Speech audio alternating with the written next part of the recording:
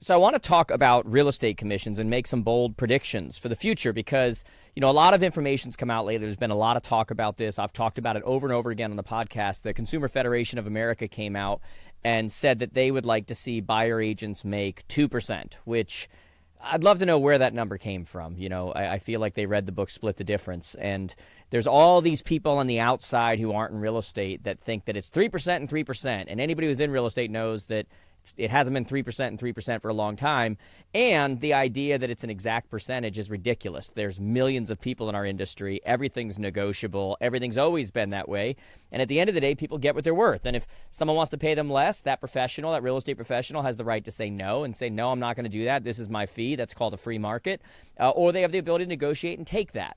And so when I see something like this come out from the Consumer Federation of America, first off, it ticks me off a little because our industry, a lot of people believe that, we were price fixing, which is so ridiculous because, we're price fixing, we're colluding. Agents can't even get along in real life, but now they're colluding together. But you know what the definition of price fixing is? Calling for an exact percentage. That's price fixing. Like when you come out and say it should be 2%, that is fixing the price.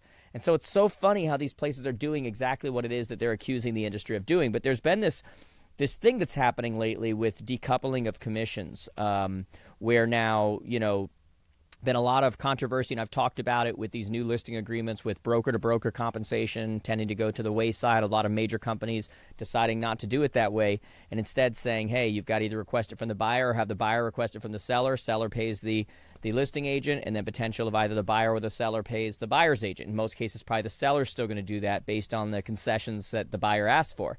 And since even though the major changes don't technically go into effect until August 17th based on the NAR settlement, most of the changes that are happening, though, have already happened. And so that gives us an idea, that gives us a chance to really look at the research and see what's been the result of that.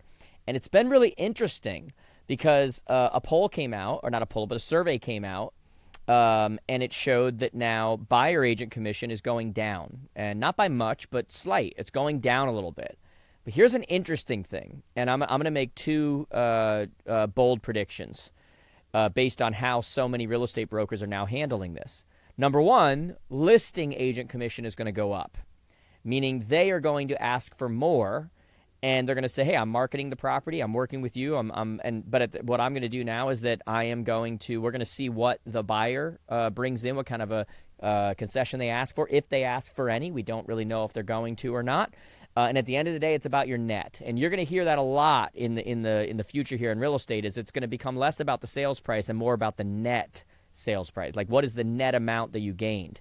And so I'm going to say that predict that buyer agent commissions are going to go down, but listing agent commissions are going to go up. But here's the kicker. This is the part that kind of bothers me, but it is what it is. Look, a lot of the stuff you guys hear me talk about right now, there's my opinion and what I feel and what I want to happen, and then there's the reality of what's going to happen. And I have to be able to separate that. And you as the listener have to be able to separate the idea that just because I'm telling you something doesn't mean that's what I want. I'm just telling you what it is, okay? And what's going to happen as a result with all of these changes and everything, because it was for the consumer, is that the consumer is going to end up paying more. And I'm talking about the seller. Because while the buyer agent commission is going to come down, the listing agent commission is going to go up. When you put them together, though, it's going to be on average higher than it's been the last 5 years when you put those two together.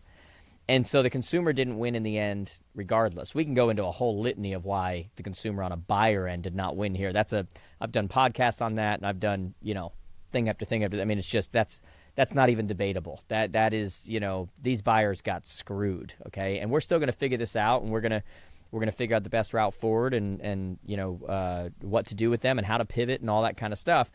But this is what you're now going to see. So two things. Number one, whenever you see a consumer watchdog come out and call for a specific percentage so that we're not price fixing, I don't know how you fix price fixing by price fixing. Okay, that's just not how it works. You don't call for 2%. And where did 2% come from? Like where did that number, where did it come from? Why not 4? Why not 1? Why not, where did it come from? Okay, it's literally just looking at what they think is the average, which it's not. Just go look at the data. And they're going lower. That's all that is. And that's not right. That's not, free market. That's what I believe in, free market. There are people who will do it for less than that. There are people who do it for more than that. Just like every single thing you do in the world. You go to a trainer, an exercise trainer. Some are more expensive, some are less expensive. You go buy a car, some are more expensive, some are less expensive. Like you go anything, you buy a house, more expensive. You use a professional, more expensive, less expensive. You go to attorneys, more expensive, less. I mean, it's just how it works, guys. Like this is still America, okay? And so we need to remember that. And so I think that's going to happen. And the second thing, the second bold prediction that I'm making here is that while we're looking at these changes, yes, buyer agents are going to make less. I'm not happy, but I'm just telling you that's what's going to happen. Listing agents are going to make more. And on the flip side of that, and this is what most people don't see coming right now, when you look at the average commission paid out by a seller over the last 2, 3, 4, 5 years, 10 years, and you look at the trend that it was on, that's actually going to go up now. And so it goes back to what we've been saying all along here. You know, all of this settlement, these rules and whatever, yes, they've complicated things. But at the end of the day, pros still win. You got to be prepared. And those that are prepped and ready and know how to be, you know, visibility trumps ability, they get those listings first. They're the ones who are going to win in the end now. They're going to make more money in the end now, okay? Even though we don't agree with so many of these changes, we need to get angry for 5 minutes and move on because at this point it is what it is. And now you have to look at how do I capitalize on what those changes are and how do I go from here? And that, I think, is what we're going to see. So those are my two bold predictions, is that on one hand, you're going to see commissions actually go up for for listing agents. And on the other one, you're going to see the total commission paid by sellers actually increase in the coming years.